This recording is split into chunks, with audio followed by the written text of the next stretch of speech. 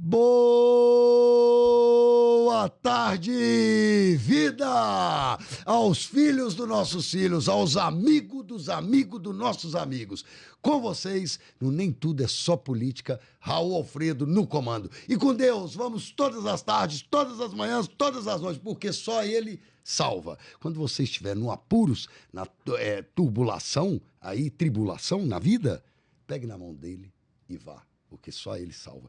E hoje eu estou aqui com um grande amigo meu, como diz o Rafael Ribeiro. Todas as vezes você está com um grande amigo, claro, se vem no meu programa é meu grande amigo ou é meu conhecido, querido Rafael Ribeiro. Um abraço aí, ó. Oferecimento Determinantes. Quem faz, passa. Agora colégio também e pré-ENEM.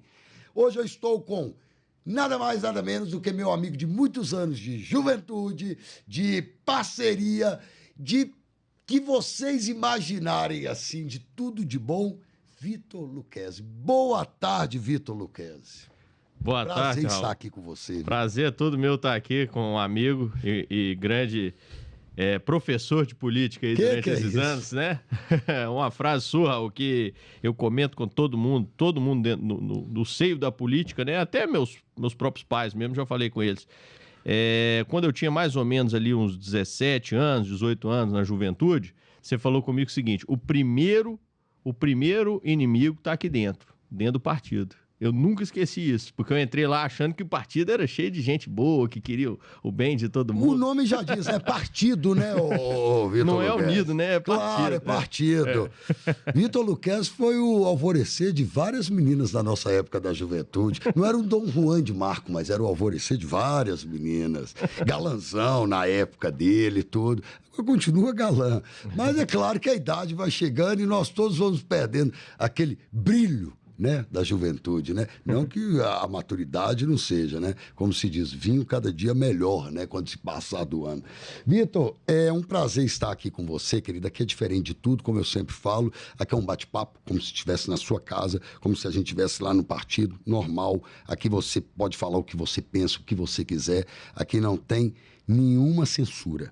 Aqui é livre, leve e solto, vai falar o que quiser da política. É um programa diferente, um podcast diferente, e que, graças a Deus, vem criando corpo aí, e nós estamos alcançando. E não tenho dúvidas que você, que eles falam que eu falo demais, né? Mas que você é um cara muito ativo na internet, é um cara que tem tem sobressaído demais na internet.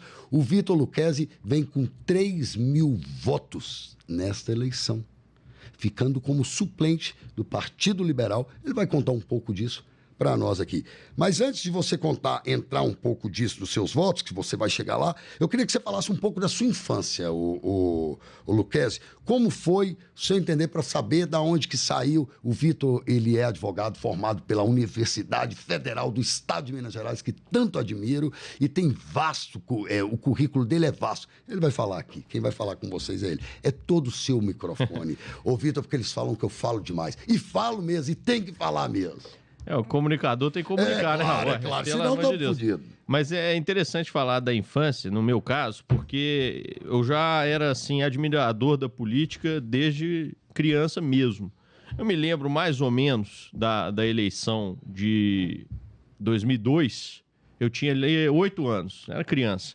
Mas me lembro de ver, né, os horários eleitorais gratuitos e ver os comentários do meu pai, do meu avô sobre aquilo. Eles são muito inteirados em política, minha família toda é muito inteirada, apesar de nunca ter tido nenhum candidato, ninguém com experiência própria dentro da política, mas o pessoal gosta, né?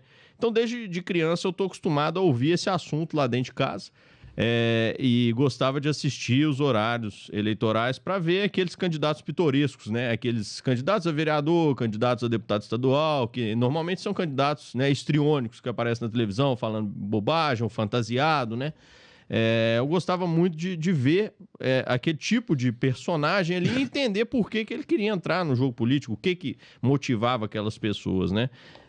E também gostava das festas nas ruas, né? Com as campanhas políticas, né? O regimento eleitoral ele foi mudando muito, né, Raul? Tipo, hoje você não tem mais as opções de fazer campanha dessa forma que tinha antigamente, né? Claro. Quando eu era criança, eles davam até matraquinha, né? Aquele brinquedinho e tal. E a gente brincava na rua e tal com os candidatos, achava interessante. Até um caso que é mais pitoresco de todos. Quando eu tinha 8 anos, eu pegava todos os santinhos dos candidatos, todos, para colecionar. Igual se fosse um álbum de figurinhas, né? E ficava com eles e colava no caderno e tal.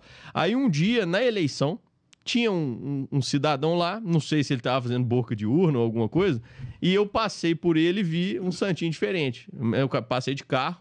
Aí eu falei, pai, para aí que aquele cara tem um santinho que eu não tenho. Aí meu pai falou, não, mas pelo amor de Deus, a gente já tá aqui na frente. Eu falei, não, volta lá que ele tem um santinho diferente e tal. Aí meu pai voltou, parou na frente do cara e falou se ele podia me dar o santinho. Aí o cara ficou todo sem graça. No dia da eleição não pode, né? Aí ele tava com o santinho, ele, não, esse aqui não é meu não, toma aí e tal, não sei o quê. E eu já nem... Santinho diferente pra fazer coleção de santinho. Pra fazer coleção, né? Então é isso, a infância já era assim, eu usava camisa polo e colocava um blazer por cima, com 8, 9 anos, fazendo um discurso imaginário. Sempre gostei de política aí. Tá, mas você foi criado lá no Barreiro? Fui criado lá no Barreiro. Nascido e criado lá. Minha família tem negócios lá, né? Meu pai tem uma indústria lá no Barreiro. Cima ou baixo? O Barreiro de Baixo, né? O centro ali do Barreiro. Meu avô sempre foi investidor imobiliário, então já chegou a ter... era comerciante no começo de tudo, né? Antes dele ter condições de investir em imóveis, ele era comerciante. Meu avô chegou a ter 8 lojas. Dessas 8 lojas, 6 eram no Barreiro de Baixo, uma no Barreiro de Cima e uma no bairro Betânia, que ali, né? Não foge ali da região, né? Ligação. Então, essa ideia de ouvir dele o tempo todo, eu não aguento mais pagar imposto, a prefeitura está me arrebentando, eu não dou conta... Isso aí é desde que eu sou criança mesmo. E isso foi te criando uma revolta. O tempo todo na minha cabeça isso. Meu avô adorava pegar um monte de boleto assim, de IPTU e pegava um por um e fazer questão. Porque eu acho que ele pensa que isso era didático também. Aqui, ó, tanto. Eu não aguento mais, é por isso que eu tô ficando pobre, eu não tô dando conta. Então ele fazia, trabalhava na minha cabeça essa ideia de não gostar, né? Dos impostos, não gostar dos serviços públicos, porque ele falava, o que a gente está recebendo de volta, né? Eu particularmente fui criado num lar que era um lar que tinha condições. Então, por exemplo, eu não precisei de escola pública, eu não precisei de serviço público de saúde, mas quem precisa, pergunta para a pessoa aí. Eu não preciso ser muito inteligente para saber que tá uma porcaria, tá horrível, claro. Né? E aí a gente pensa assim, mas deve estar horrível porque falta recurso. Não falta recurso, pois a gente está pagando um imposto absurdo, né? Então tem alguma coisa errada. Onde que tem essa coisa errada? É aqui, ó, na cabeça do Estado. Então por isso que eu quero estar lá para mexer. Tá, Vitor, mas você falando isso aí, pegando carona no que você está falando aí, eu te conheci lá dentro do PSDB há uns 15 anos atrás, meu partido de coração, ele é correligionário, foi correligionário meu. E é o primeiro amor, né? É o primeiro amor. Eu falei que era o primeiro amor, só te cortando, com um rapaz da UFMG, que ele estava no debate agora da Rede Minas, ele estava trabalhando para o UP, né? Ou seja, o partido de extrema esquerda. Né? Virou para mim, Luquez, você tá aqui agora com o Bolsonaro e tal. União Popular, né? Aí eu falei com ele assim, cara, o PSDB foi meu primeiro amor, né? Aí ele próprio falou, é a primeira decepção. E é fato. O primeiro amor e a primeira decepção estão sempre juntos. Né? Sempre juntos.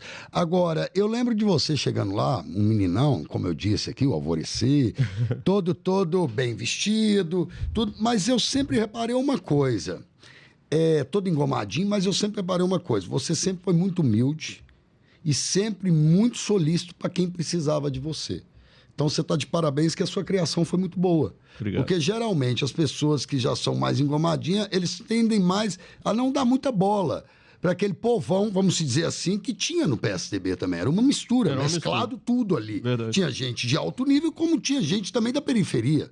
Tinha o Carlos Gomes, né? Morador de rua. Morador de rua, exatamente. Ficava lá o tempo todo. Ficava lá o tempo todo. Então, e você nunca destratou ninguém, sempre tratou as pessoas, como eu disse até para o ministro Antônio Anastasia, que esteve aqui, ele também é um cara que se destaca por isso, que sempre tratou todos na igualitária, que não é o que nós vemos hoje na política, infelizmente, né? O político, ele dá um pulo e aí ele deixa de ser o humilde. Isso é o meu ver, tá? Corta as conexões. Sobe um pouco a estrelismo na cabeça. Enfim, mas você sempre foi um cara muito com o pé no chão. E como você é esse pé no chão, eu queria te fazer uma pergunta. O que você achou dessas eleições nesse ano? Se continua a polarização de Bolsonaro e Lula, da esquerda e da direita, ou você acha que está tomando outras tendências? E se isso é bom ou é ruim? Eu gostaria de saber de você, que é um cara tão inteligente e tão estudado, que estuda tanto, um cara acadêmico, vamos dizer assim. Primeiro, obrigado, né, Raul? Desse jeito aí, você me conquista. Não, não estou falando nenhuma mentira. Você tá me chamando pra sair daqui e tomar uma cerveja. Mas não, assim, essa questão não é, o traço não é nem tanto de humildade, eu digo, mas é uma questão mesmo de interesse, sabe? Eu tenho um grande interesse em aprender. Então, esse pessoal que tá numa realidade muito diferente da minha, tem muito a me ensinar. Tem pessoas que vivem, né? Isso eu não vou falar sem hipocrisia nenhuma, Raul. Não vou ficar aqui de conversinha, não. Tem pessoas que vivem um mês todo com o que eu gasto de cartão de crédito. Claro. Isso é fato. Isso é fato. Então, se eu não ouvir esse cara, como é que eu vou saber, né? O que ele precisa? Eu não posso chegar e falar assim, não, eu entendo o que né, o mais pobre precisa. Não, a gente só entende o que a gente passa. Exatamente. A gente pode imaginar. Eu preciso entender, ouvir essa pessoa para entender. Então, eu gosto muito de ouvir, saber quais são, né, as aflições ali, os interesses e tal, para entender o que eu posso propor para melhorar a vida dessa pessoa. Né? Mas voltando aí à sua pergunta, né, ou melhor, entrando diretamente nessa pergunta, a questão da polarização. A maioria das pessoas que está na política demoniza a polarização. A maioria demoniza. A polarização é ruim porque é muita violência, não sei o que e tal. Eu acho esse discurso um pouco fraco, né? Fraco no sentido de não aprofundar no que a polarização trouxe de bom e o que ela trouxe de ruim. É lógico que ela trouxe de ruim, isso que, né, já está no imaginário popular.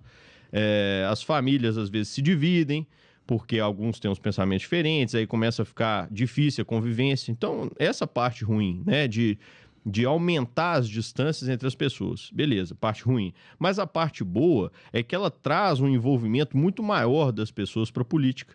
Se a gente observar as grandes democracias, né, França, Estados Unidos, o maior símbolo é a polarização. Você tem partidos ali que têm uma linha ideológica muito clara, diferente do Brasil, né, dos anos 90, por exemplo, que você tinha o PT e o PSDB com a linha ideológica muito próxima. Pode até ser que eles se comportavam de maneira diferente, mas a linha ideológica era muito próxima, a social-democracia, né? É a social-democracia, os serviços públicos de qualidade, etc., né?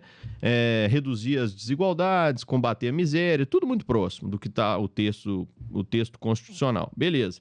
Então, a linha ideológica não era muito clara. Você não tinha uma direita explícita nem uma esquerda explícita nos anos 90. Sim. E aí depois você foi para uma diferenciação muito clara, semelhante ao que acontece, por exemplo, nos Estados Unidos com o Partido Democrata e o Partido Republicano. Ou semelhante, né, ao que acontece na França mesmo, com o Partido Trabalhista, o Partido Socialista Francês. Eles são muito claros, nítidos naquilo que eles escolhem. Então, a polarização, ela traz um interesse maior, ela traz talvez um grau de informação política e participação política maior. As pessoas participam mais da política, né? Elas passam a entender. Essa eleição agora, 2024, várias pessoas estavam perguntando, você é de qual partido? Não, porque eu só voto em determinado partido. Ou seja, quando que você via isso anteriormente? Você não via. Muito tempo que você não via isso, né? As pessoas falavam até assim, o voto é no candidato, não é no partido. Hoje em dia as coisas mudaram por causa da polarização. Então a polarização, ela tem alguns pontos bons, sim. E eu sou a favor de que a gente tenha uma polarização com civilidade, porque não pode ser uma polarização, né, incivilizada. Não pode ser violenta e tal, mas eu sou a favor da gente ter uma polarização porque ela aumenta o grau de interesse das pessoas na política E com o aumento do grau de interesse, você tem também um aumento do grau de informação, né? Pessoas que sabem, né, o que é socialismo, o que é capitalismo, o que é social-democracia, qual corrente, né? Você acha que a internet trouxe esse conhecimento? Que antigamente não tinha isso nas televisões. Não, na verdade, isso não é interessante do ponto de vista de audiência, à primeira vista, né? A política pragmática, ela atrai mais cliques, né? Ela atrai mais olhares, né? E a gente tinha um meio de comunicação dominante, que era a televisão.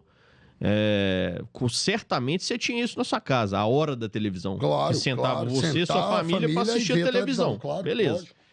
Nesse momento, você tinha a hora da televisão, você recebia as informações, e isso que eu estou falando não é nem uma tese, vamos dizer assim, de direita, não. Isso é de centro-esquerda. O próprio Marcelo Tass, que era o apresentador do CQC, ele falava sobre isso. Olha, a televisão, ela tem o espectador, ou seja, a pessoa que espera receber informação e vai recebendo. E ali ela formula seu juízo, beleza. Agora, hoje, você tem o Twitter, né? A internet em geral. Você tem um post. Então, você recebe informação e você rebate. E você discute.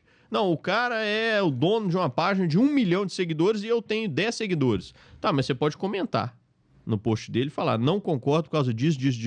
Então, você não recebe mais informação. Você recebe informação, processa e rebate. Isso mudou tudo. Claro. Entendeu? Eu vejo dessa forma. Eu acho que isso aí contribuiu muito para o aumento do debate. As pessoas falam, mas aí veio a questão de fake news e tudo mais. Bom, se no meio político digital a gente tem fake news, no analógico anterior tinha fake news pra caramba também. Claro. Eu me lembro de uma campanha do Márcio Lacerda contra o Leonardo Quintão. Acho que foi a primeira eleição do Márcio Lacerda, 2008. A campanha do Márcio Lacerda, ela distribuía DVDs falando sobre a família Quintão lá em Ipatinga. Então isso já era, entre aspas, né, o ataque eleitoral antes da internet, porque você não tinha o WhatsApp, mas o cara te dava um DVD, você chegava em casa e colocava o DVD. Então, olha só, você não acha que existe dessas pessoas que falam assim, porque com a internet vieram os problemas, as fake news? Não é verdade, cara, já tinha isso tudo. Entendeu? Era só de outra forma. De outra forma, né? Esse pessoal parece que às vezes é meio romântico, é mais conservador do que os conservadores. Isso eu costumo dizer também. Isso é uma vertente importante que você pegou aí. E sobre a corrupção que se instalou na política, pelo menos na boca do povo, o que você acha? Isso aí é culpa dos políticos ou culpa da sociedade mesmo, que não procura sempre se atualizar? O povo não se atualiza, não vai atrás dos interesses dele, de acompanhar o político dele. O que você acha isso? Que é muito fácil o pessoal só criticar e não se colocar também. Porque, na verdade, o político nada mais, nada menos é do que o espelho da sociedade. É o espelho, Eu ia falar exatamente isso. Os políticos, na minha visão, são reflexo da sociedade. É claro. E quem entra lá não foi posto lá por ninguém.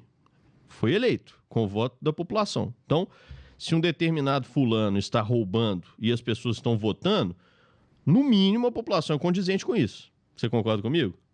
Claro. E chega a ser engraçado. Durante essas eleições agora, eu chegava e pedia voto, e às vezes a pessoa falava assim, mas eu estou precisando de uma cesta básica, eu estou precisando de uma cama, eu estou precisando de alguma coisa.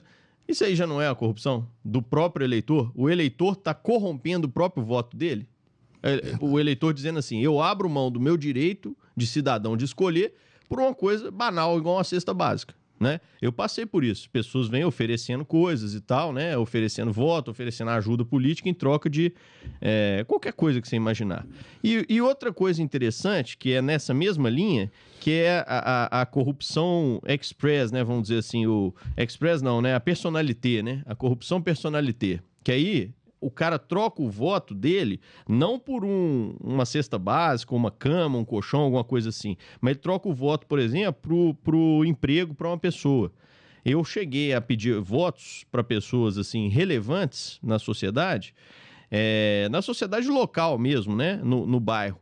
Pedia voto para a pessoa falava assim, Luquez, queria votar no você, mas infelizmente eu tenho um compromisso com um determinado político, ele deu um emprego para minha filha. Isso também não é corrupção? Claro. E quem está participando dessa corrupção não é, na verdade, quem está corrompendo o político, não é o membro da população? É muito fácil virar e falar assim, os políticos entram lá e viram corruptos. Não, peraí. Vocês também votam neles e participam dessa corrupção. E reelegem. Tem vereador aí pro 10º mandato, pô. Não sou vereador com todas as... Todas, exatamente. Mas deixa eu te falar, antes de entrar no nosso quadro aqui, rapidinho aqui, que nós temos um quadro que chama Rapidinho. Você acompanha o programa, você já deve ter sabido. Vou fazer aqui, Instituto Brasileiro de Gestão e Pesquisa, gente. Um abraço ao Brunão aí, ao melhor instituto aí, aos prefeitos eleitos agora. Contrate, viu? Que são os melhores fazedores de concurso. Tudo que vocês precisarem tem lá. Bruno e Marcelo Araxá, um abraço, querido. Nós temos um quadro aqui que chama Rapidinha, o Vitor. E eu vou até já estendendo aqui com você, que eu vou te chamar mais vezes para vir aqui no programa, que é sempre muito culto conversar com você, um garoto da sua idade, é um cara totalmente colocado, modernizado na política, e eu agradeço mais uma vez você estar aqui conosco aqui, viu? Mas nós temos um quadro da Rapidinha, o Vitor, que é o seguinte. Primeiro eu te parabenizo pelos quase 3 mil votos que você teve, acompanhei sua campanha de perto. O pessoal até ficou meio assim comigo, porque eu tenho tantos amigos que foram candidatos, e é difícil, porque você tem que tomar uma linha. Se você tem um grupo, você tem que acompanhar aquele grupo. E os amigos, graças ao bom Deus, que eu acredito muito no Deus Criador, todos entenderam. Uns acharam ruim, mas todos entenderam que eu tinha um compromisso. Uhum. E não me arrependo, porque é um cara maravilhoso. Também não teve êxito, mas é um cara que eu conheci nessa caminhada que vale a pena conhecer. Humildade em pessoa. Um abraço, viu, Lu Caetano? Mas você tinha também um amigo Bregunci, que estava candidato pela primeira vez. O Paulo Bregunci, que tava, né? Do PSDB antigo. Ele também não teve êxito também. Um abraço, viu, Paulo Bregunci? Teve os 400 votos, né? 410, 411. Mas estamos no caminho aí, né, querido? O que você, entrando rapidinho, o que você mudaria no Brasil hoje, Vitor? A primeira etapa para um Brasil melhor é a redução da burocracia, na minha visão. Ok. Um hobby, Vitor? Assistir documentários. Uma cor? Verde. Um prato predileto? Olha, é difícil, viu? Prato, porque eu gosto de tudo que é comida italiana, mas o risoto. Risoto. O que é família para você? Base de tudo. Deus. Esperança. E para finalizar, por que você aceitou o convite de estar frente a frente aqui comigo, querido? Primeiro, pela honra de falar com um professor de política aí. A honra é toda minha. Um professor de política como é você, Raul. A gente sempre sai de uma conversa com você refletindo, pensando, né? E às vezes ouvindo o que não queria ouvir, né? Nós discutimos várias vezes sobre política, né? Sim. E você, às vezes, é contundente em falar uma coisa que você acredita, mesmo que a pessoa que esteja ouvindo não goste daquilo que você está falando. E eu respeito isso demais, Raul. Agora eu vou te cortar um pouquinho. Eu costumo dizer, igual o meu grande professor, que já faleceu, mas professor que eu não o conheci pessoalmente, mas não convivi, que era o Hélio Garcia, foi governador do estado. Estudo muito os livros dele, e não sou muito de ler não, mas dele eu faço questão de ler. Uhum. Ele dizia o seguinte: quem briga não são as pessoas, são as ideias que se divergem. Os homens não brigam. Então, eu parabenizo você também por você ter sempre tido paciência comigo, sempre ter entendido, escutado e refletido que a recíproca é verdadeira. Porque nós entramos em embates sadios. Verdade. Embates construtivos. Verdade. Embates que somam, não que subtraem. É. Então, é sempre um prazer ter você aqui no meu programa. Já era para você ter vindo há mais tempos, mas sinta-se como a porta aqui está aberta para você. Sinta como fosse seu programa e preciso que você me ajude a divulgar, viu, gente? Porque é orgânico esse programa e ele é uma violência na internet. Uma vez eu liguei para ele e falei: Vitor, estou precisando de você, numa ajuda para você divulgar. Não vamos falar o assunto aqui. Aí ele falou assim, ô Raul, não era fake news não, viu, gente? Ô Raul, conte comigo. momento, no outro, já estava estourado. Parabéns pela sua divulgação, parabéns como você trabalha com a internet, sempre trazendo a verdade e sempre sendo positivo. Então eu preciso que você também, o nosso programa aqui, você ajude a divulgar. Pode contar comigo. Vou bater no peito e falar, o programa é meu também.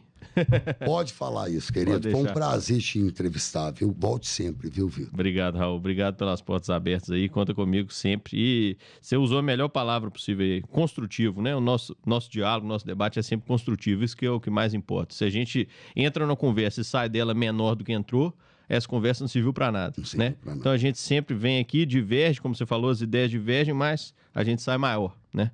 Isso que importa. Sempre.